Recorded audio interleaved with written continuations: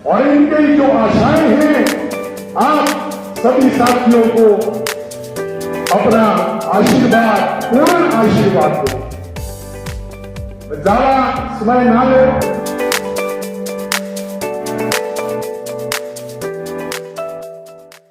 हो गई जेसीसी बैठक, कर्मचारियों के लिए बड़ी घोषणा है।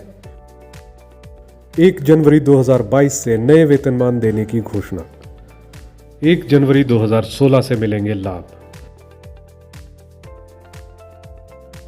एनपीएस कर्मचारियों को मिलेगी पारिवारिक पेंशन और अनुबंध अवधि हो गई 2 साल।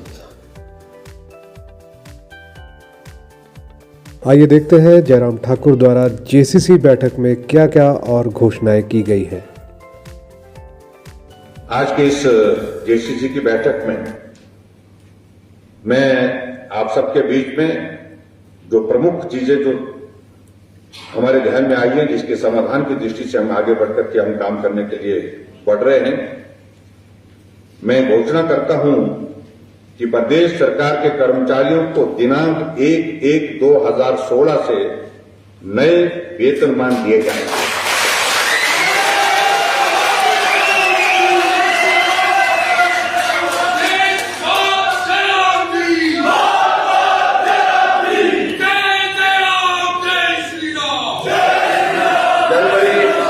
जनवरी 2022 का संशोधित वेतनमान फरवरी 2022 में दे दिया जाएगा।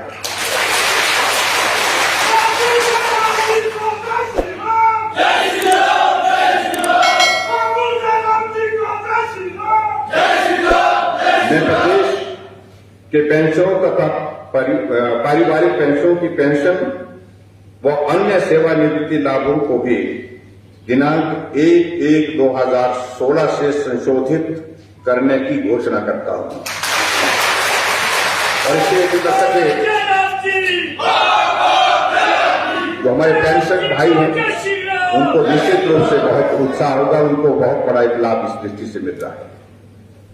और उसी तरह से आगे बढ़कर के कर्मचारियों एवं पेंशनर को महंगाई भत्ता, महंगाई राहत का लाभ संशोधित वेतनमानों एवं संशोधित पेंशन, पारिवारिक पेंशन पर देय होगा। नए वेतनमानों एवं पेंशन संशोधन करने पर 6,000 करोड़ का अतिरिक्त वार्षिक व्यय होगा। 6,000 करोड़ रुपए जो है अतिरिक्त जो है उस पर हम खर्च करने जा रहे हैं।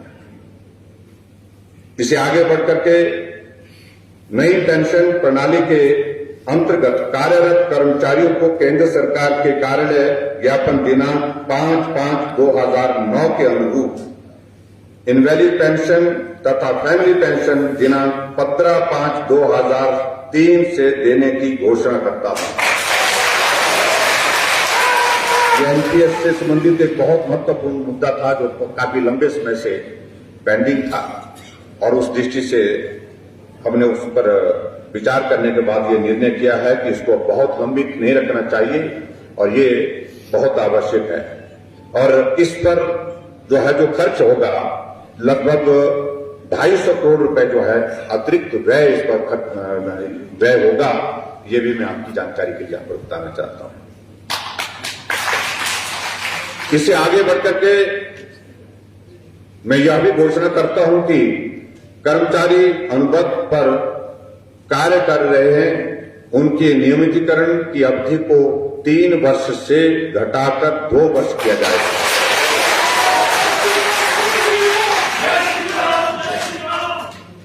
क्योंकि ये बहुत लंबे समय से मांग थी, जहां भी कहते थे कि आपकी कमिटमेंट है। हमने कहा कमिटमेंट है, कमिटमेंट को पूरा करने के लिए हम आगे बढ़ रहे हैं।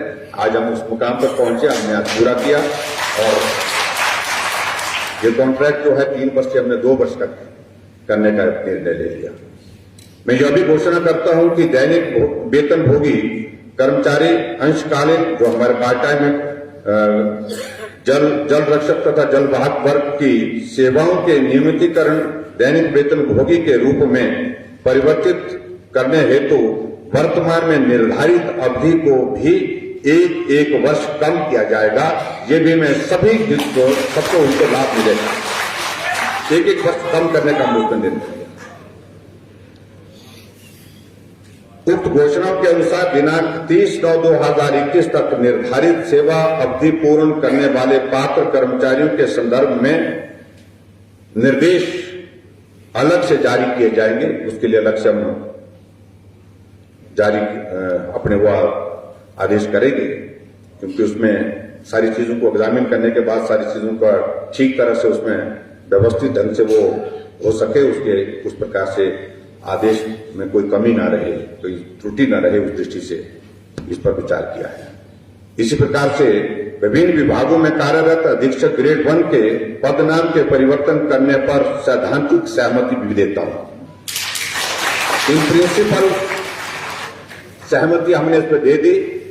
थोड़ी औपचारिकताओं का कुछ इसमें दौर रहेगा, उसको हम पूरा करेंगे, बैठ करके चर्चा कर लेंगे और चर्चा करने के बाद उसमें आगे बढ़ करके उसमें अंतिम निर्णय लेंगे। लेकिन हमारी मंशा बड़ी साफ है, उसमें मदद का रास्ता आगे हमको रखना चाहिए, खोलना चाहिए, उस दृष्टि से हम काम कर रहे हैं।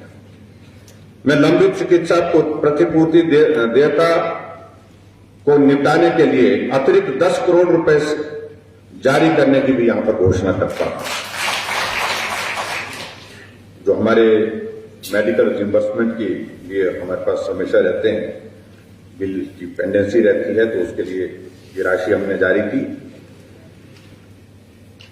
नए वेतनमानों के लागू होने से जूनियर ऑफिस असिस्टेंट, आईटी तथा लिपिकों संवर्गों की वेतन विसंगति स्वतः समाप्त हो जाएगी। ये भी मैं आपके बीच में कहना चाहता हूं, क्योंकि इस इशू को लेकर के भी काफी कंफ्यूजन था।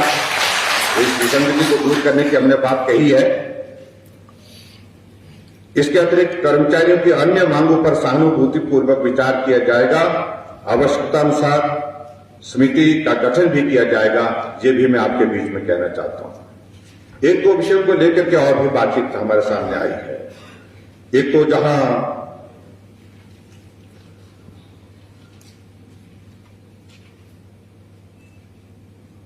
ट्राइबल में जो अलाउंसेज जो है, विंटर अलाउंसेज की अगर बात कही गई है, उस सिलसिले में मैं सिर्फ इतना ही कहना चाह रहा हूं कि उसको एग्जामिन करने के लिए हमने बोल दिया है, किस प्रकार से वो सारे इस चीज को किया जा सकता है। और जहां तक बात रहती है जो हमारे कंपेशनेट ग्राउंड पर जो कुछ हमारे साथी कुछ वर्षों से मांग कर रहे हैं, उसके लिए हमने पहले ही एक कमेटी जो है चीफ सेक्रेटरी की अध्यक्षता में बना करके गठित की है, और उस कमेटी की सिफारिशें जो है वो संभवतः जो हमारी आगामी बैठक होने वाली कैबिनेट की, उसमें प्रस्तुत किया जाएगा। और उसमें किस प्रकार से हम कर सकते हैं, हालांकि उसमें कठिनाई बहुत कॉम्प्लिकेटेड कुछ चीजें हैं उसमें, जिसके कारण कठिनाई जरूर आ रही है, लेकिन फिर भी हमारी मंशा है कि जो हमारे कंपैशनेट ग्राउंड्स पर जो नौकरी देने की एक व्यवस्था जो पहले थी पूर्व सरकार में, उसमें हमने परिवर्तन भी किया है। पहले कोई कर्मचारी अगर 50 साल की आयु तक उसकी मृत्यु होती थी तो पात्र होता था उसका परिवार का कोई सदस्य नौकरी लेने के लिए। लेकिन 50 वर्ष के बाद अगर किसी की मृत्यु सेवा काल में भी हो जाती है तो उसके बाद उसकी पात्रता नहीं मानी जाती थी।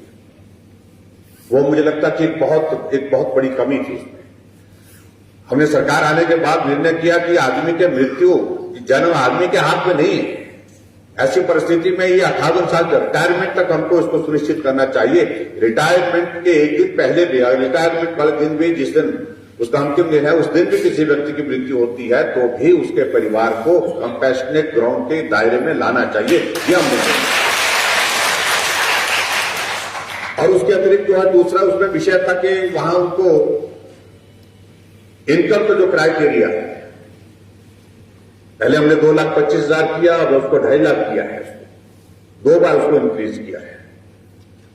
और उसमें टेक्निकली कुछ चीजें हैं, क्योंकि हिमाचल प्रदेश कोर्ट ने उसमें आगे आदेश दिया है, उसके बाद सुप्रीम कोर्ट तक ये मामला गया है। ऐसी सारी चीजों को लेकर के कोई रास्ता निकालने का हम उस पर कोशिश कर रहे हैं, और बहुत जल्दी जो हमारी कमेटी की संस्तुति जो आएगी, रिकमेंडेशन आएंगी, उसके आधार पर हम अगला कोई इसमें निर्णय लेंगे। ये मैं आपके बीच में कहना चाहता हूं।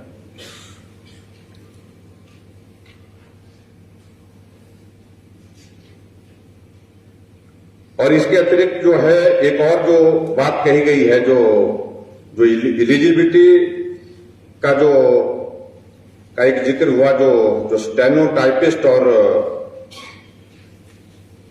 उनके रेगुलराइजेशन के लिए 10 से 7 वर्ष करने की जो बात कही गई है, इसके लिए भी जो आरएमपी रूल्स है इसमें चेंजेस होनी है, जिसको पब्लिक सर्विस कमीशन और फाइनेंस वालों को हम कहेंगे कि भी उसमें जो आरएमपी रूल्स की चेंज करने की क्या क्या कहां उसमें कितनी जरूरत पड़ती है, उसके आधार पर हम सारी चीजों को एग्जामिन कर लेंगे और उसके बाद जो हमारी मंशा है उसको मदद करने की और उसका रास्ता आगे उस दृष्टि से निकाले, क्योंकि ये घोषणा का हिस्सा नहीं बन सकता, क्योंकि आरएमपी रूल्स में चेंज करने का इसमें एक व्यवस्था हमको करनी पड़ेगी। ये मैं आपके बीच में कहना चाहता हूं।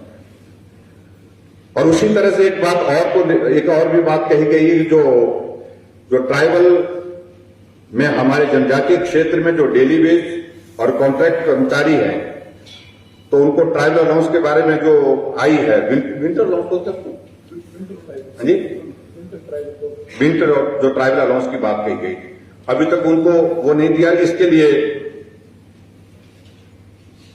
और मुझे भी लग रहा है कि वो ऐसी एक जैसी परिस्थितियों में काम करते हैं, दुर्गम इलाके में काम करते हैं, तो ये जो है इसको भी हम एग्जामिन करेंगे और क्या उसमें किस तरह से कोई रास्ता निकल सकता है उसका, उस दृष्टि से हम आगे बढ़कर के उसमें काम करने की हम कोशिश करेंगे। अभी जहां तक मित्रों अब आज की बात है, आज की बात को लेकर के हमने कुछ बातें आपके समक्ष कही। आने वाले समय में हमारी अब बजट के संबंध में भी जो है हमारी प्रक्रिया शुरू हो जाएगी, क्योंकि हमारी सरकार का, वर्तमान सरकार का बजट जो है वो 5वां बजट जो है वो फरवरी मार्च में जब भी बजट सत्र होगा उसमें होगा। कुछ चीजें आज की, कुछ चीजों का आगे आज करने के रास्ते को हम तलाशेंगे। यहां जब आप लोग बैठेंगे, जब हमारे अधिकारियों के साथ चर्चा करेंगे क्या रास्ते निकल सकते हैं, लेकिन मैं खुले मन से इस बात को कह रहा हूं, खुले मन से कह रहा हूं कि कर्मचारियों का सहयोग करने के लिए हम हैं। हम मिल करके जो है बैठ करके सारी चीजों पर चर्चा करने के पश्चात मंशा हमारी हमेशा मदद करने की रहेगी और मदद करेंगे भी, ये मैं आपके बीच में कह रहा हूं। इसलिए मैं कह रहा हूं कुछ आज किया और कुछ आज करने के रास्ते हम तलाश करके आगे बढ़ेंगे। कुछ हमारा बजट सत्र आने वाला है, बजट सत्र में भी, पर ऐसे और भी ओकेजन हमारे बीच में रहेंगे आने वाले समय में, जहां आप सबके बीच में बैठ करके चर्चा करने के पश्चात जो है कर्मचारियों के हितों की रक्षा करने के लिए जो भी हम सरकार की ओर से कर सकते हैं उसमें किसी प्रकार से कोई कमी नहीं छोड़ेंगे। ये मैं आपके बीच में कहना चाहता हूं। बहुत सारे इश्यूज हैं, बहुत सारे मुद्दे हैं, क्योंकि बहुत बड़ी संख्या कर्मचारियों की है, अलग अलग विभागों में अलग अलग परिस्थितियों में काम करते हैं, इसलिए सारी चीजों का समाधान एक जगह से एक ही दिन में एक वक्त में हम करने की स्थिति में नहीं हो सकेगी।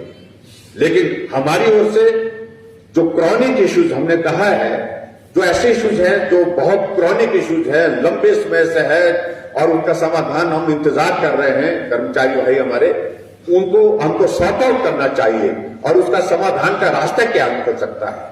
और जो प्रदेश की वित्तीय स्थिति में जो व्यवस्था हमारे माध्यम से जो दी जा सकती, जो की जा सकती है, क्योंकि संसाधन भी एक पैरामीटर होता है हमेशा, जहां हमको सारी चीजों का आकलन करना पड़ेगा कि भाई हम कितना कर सकते हैं, किस हद तक जा सकते हैं। और उसमें मैं इतना जरूर मैं कहना चाहता हूं कि निश्चित रूप से कहीं भी कर्मचारियों को हमारी कोशिश यही होगी, निराश होने का अवसर नहीं देंगे, मौका नहीं देंगे और सारी चीजों को लेकर के बेहतर से बेहतर ढंग से एक अच्छे कोऑर्डिनेशन में, तालमेल में, सौहार्दपूर्ण वातावरण में बैठ करके चर्चा करने के बाद आगे बढ़ करके हम काम करेंगे। आओ हम सब मिल करके काम करें और मिल करके जो है इस प्रदेश को, जहां एक लक्ष्य हमारा है, हम चाहते हैं, जिसका हमने हमेशा जिक्र किया है, शिखर की ओर हिमाचल। ये हिमाचल शिखर पर, मानचित्र पर तो है, लेकिन सही मायने में जो है विकास की दृष्टि से भी शिखर पर पहुंचे, उस दृष्टि से बधाई देता हूं आप सबको। अश्विनी जी, राजेश जी और उनके साथ सारी टीम जो आप लोग लगे हैं, आप सब लोग बैठ करके चर्चा करें और बैठ करके चर्चा करने के बाद जो निष्कर्ष निकलेगा उस निष्कर्ष में हम फिर आगे कैसे बढ़ सकते हैं उसका रास्ता निश्चित रूप से हम खोजेंगे, तलाशेंगे और उस रास्ते में बढ़ करके जो कर्मचारी भाई को मदद की जा सकती है उस मदद करने की मंशा को हमेशा हम कायम रखेंगे। इतनी बात कहते हुए आप सबका बहुत बड़ा सहयोग इस कोविड के दौर में रहा है, उसके लिए मैं आप सबका बहुत धन्यवाद करता हूं और आगे भी इस सहयोग को बनाए रखने के लिए मैं आप सबसे उम्मीद करता हूं। बहुत बहुत धन्यवाद।